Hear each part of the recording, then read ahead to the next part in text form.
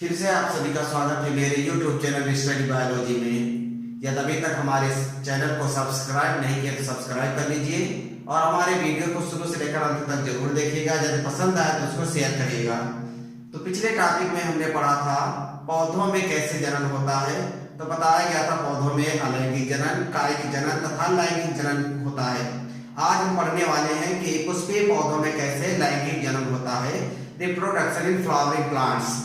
ठीक है, पुष्पीय पौधे या आकृत बीजी पौधे या एंजियोस्पर्म कहते हैं। तो ये जो पौधे होते हैं ये लैंगिक द्विरूपता दर्शाते हैं, अर्थात लिंग के आधार पर दो प्रकार के होते हैं, अर्थात इन पर नर और मादा जननांग पाए जाते हैं। और ये नर और मादा जननांग जो होते हैं विशेष संरचना में पाए जाते हैं जिसको हम पुष्प कहते हैं। ठीक है, अर्थात पुष्पीय पौधों में पुष्प एक ऐसी संरचना होती है जिस पर नर और मादा जननांग उपस्थित होते हैं। पुष्प को देखते हैं। पुष्प क्या है? पुष्प एक प्रकार का पौधे के पररोह भाग की जो शीर्ष कलिका होती है, अर्थात रूपांतरित जो तना होता है उसे हम पुष्प कहते हैं। अर्थात तना ही कायिक परिवर्धन करके जो है पुष्प में परिवर्तित हो जाता है। कहने का मतलब जैसे कोई एक पौधा है, पौधे की ये जड़ हो गई और जड़ के ऊपरी भाग को हम पररोह कहते हैं। इस भाग को हम पररोह कहते हैं। और पररोह का जो शीर्ष भाग होता है, इस शीर्ष भाग की कोशिकाएं या शीर्ष भाग जो है कायिक परिवर्धन करके एक विशेष संरचना बनाता है जिसको हम पुष्प कहते हैं। अर्थात परिवर्तित पररोह को पुष्प कहते हैं या रूपांतरित पररोह को पुष्प कहते हैं या रूपांतरित तने को पुष्प कह सकते हैं। ठीक है, अब चलते हैं पुष्प की संरचना के बारे में। पुष्प की संरचना कैसी होती है? तो यहाँ पर एक पुष्प दिया गया है। तो पुष्प में क्या क्या पाया जाता है? सबसे पहले पुष्प में जिस शाखा से पुष्प लगा होता है उस स्थान को हम मदर एक्सिस कहते हैं या मुख्य अक्ष कहते हैं। और पुष्प अक्ष के मध्य का जो डंठल होता है, जो वृत्त होता है, उसको हम पुष्प वृत्त या पेडंकल कहते हैं।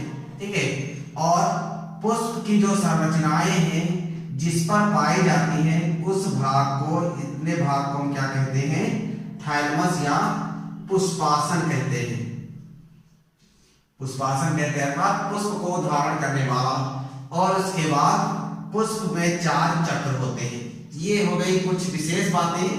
ठीक है, जहां से पुष्प जिस शाखा से लगा होता है उस स्थान को मुख्य अक्ष कहते हैं, मदर एक्सिस, और इसके डंठल को पुष्पवृत्त पेडंकल, और पुष्प के 4 चक्र जिस पर आश्रित होते हैं, पुष्प के 4 भाग जिस पर आश्रित होते हैं उसको हम क्या कहते हैं? पुष्पासन कहते हैं। और पुष्पासन के बाद 4 चक्र होते हैं। वो कौन कौन से 4 चक्र हैं? पहला है बाह्य दल पुंज, बाह्य दल पुंज या कैलिक्स। ठीक है, बाह्य दल पुंज क्या होते हैं? यहाँ पर जो है पुष्प में आपने देखा होगा कोई पुष्प बनाते हैं तो सबसे पहले हरे रंग की पंखुड़ियों को दर्शाते हैं। ठीक है, तो ये जो हरे रंग की पंखुड़ियां हैं, इन पंखुड़ियों को हम क्या कहते हैं? बाह्य दल पुंज या कैलिक्स कहते हैं। इसकी एक जो है इकाई को, एक दल पत्र को हम क्या कहते हैं? बाह्य दल कहते हैं या सेपल बोलते हैं। ठीक है, ये पुष्प का पहला चक्र है। कौन? कैलिक्स या बाह्य दल पुंज। पहला चक्र होता है हरे रंग का होता है और इसकी एक इकाई, एक पंखुड़ी को हम क्या कहते हैं? बाह्य दल पत्र या सेपल बोलते हैं। उसके बाद दूसरे हमारे हैं, तो ये हो गया हमारा बाह्य दल और ये है हमारा दल पुंज या कोरोला बोलते हैं इसको। कोरोला या इसकी इकाई को हम क्या कहते हैं? दल पत्र कहते हैं, पेटल। ठीक है, कोरोला क्या है? दल पुंज क्या है?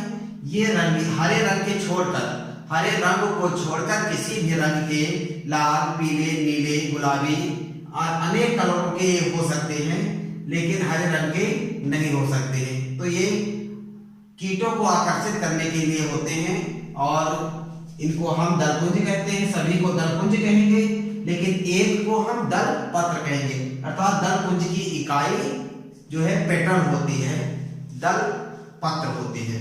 और उसके बाद अगला है हमारा तीसरा चक्र है, ये दूसरा चक्र हो गया। तीसरा चक्र है पुंकेसर या पुमंग। पुमंग, पुमंग क्या होता है? एंड्रोसियम।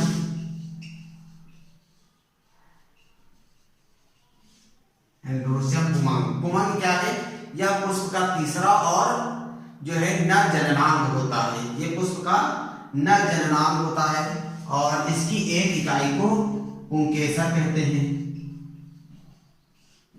स्टेमन आपने देखा होगा इस तरह से लगे रहते हैं। ये क्या है?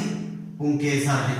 सभी को जैसे चार इसमें लगे पुंकेसर, चारों को हम क्या कहेंगे? पुमंग। और एक को क्या कहेंगे? एक को कहेंगे पुंकेसर स्टेमन। ठीक है, एक स्टेमन की संरचना भी देख लेते हैं, पुंकेसर की संरचना देख लेते हैं। पुंकेसर में 3 भाग होते हैं। कौन कौन से?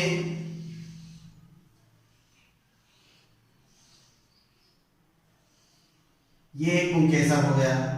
पुंकेसर में 3 भाग होते हैं। पहला भाग इसको पराग कोष कहते हैं। ठीक है, इसे पराग कोष कहते हैं। और इस डंठल को पुतंतु कहते हैं। पुतंतु। और जहां पर पराग कोष और पुतंतु जुड़ता है उस भाग को योज कहते हैं। ठीक है, तो पुंकेसर के 3 भाग होते हैं। कौन कौन से? परागकोश, पुतंतु और योज। इसको परागकोश, योज या इसे फिलामेंट, इसे कनेक्टिव और इसे पॉलन एंथर बोलते हैं, या पॉलन एंथर या परागकोश कह सकते हैं। ठीक है, अगला है चौथा। हमारा ये चौथा भाग है जिसको हम जायांग कहते हैं। ठीक है, जायांग या इसको गायनोसियम कहते हैं। ठीक है, जायांग जो होता है क्या होता है? ये एक प्रकार का चौथा और अंतिम जो है इसका चक्र होता है, चौथा भाग होता है। और जायांग को मादा जननांग कहते हैं। और इसकी एक इकाई को क्या कहते हैं? इसकी इकाई को कहा जाता है स्त्री केसर। अर्थात स्त्री केसर से मिलकर जायांग बनता है। कई स्त्री केसर मिलकर जायांग बनाते हैं। स्त्री केसर या पिस्टिल बोलते हैं। ठीक है, तो ये पुष्प के भाग हो गए। ठीक है, पुष्प के कितने भाग हैं? पहला भाग है ये आपका बाह्य दल पुंज, हरे रंग की पंखुड़ियां, और इसकी इकाई को एक पंखुड़ी को सेपल या बाह्य दल पत्र कहते हैं। दूसरा है दलपुंज अर्थात करोला, इसकी इकाई को दलपत्र कहते हैं या पेटल कहते हैं।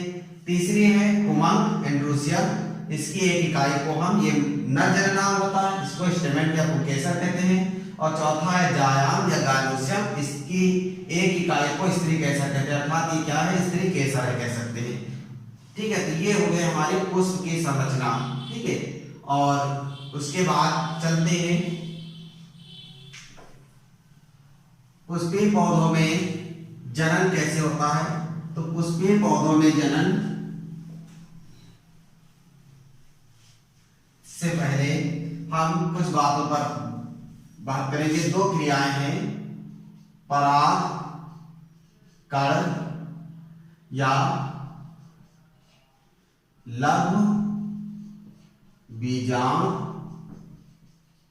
जनन। माइक्रो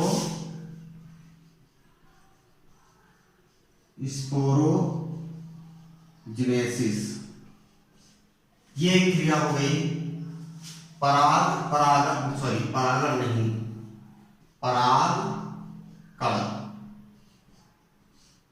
परागकण या लघुबीजाणु जनन या माइक्रोस्पोरोजिनेसिस। और दूसरा है दीर्घ बीजाणु जनन या मेगा स्पोरोजिनेसिस। इन दो क्रियाओं के द्वारा जो है लैंगिक जनन संपन्न होता है। तो इन क्रियाओं को अगली वीडियो में हम पढ़ेंगे, कैसे जो है लघुबीजाणु जनन या परागकण का निर्माण होता है। लघुबीजाणु जनन में क्या होता है, लघुबीजाणु या परागकण बनते हैं। परागकण के बनने की क्रिया को जो है क्या कहते हैं, लघुबीजाणु जनन कहते हैं। और दीर्घबीजाणु जनन अर्थात मादा युग्मक के बनने की क्रिया को दीर्घबीजाणु जनन कहते हैं। तो इस पर हम बात बाद में करेंगे, ठीक है, अगले वीडियो में। ठीक, धन्यवाद।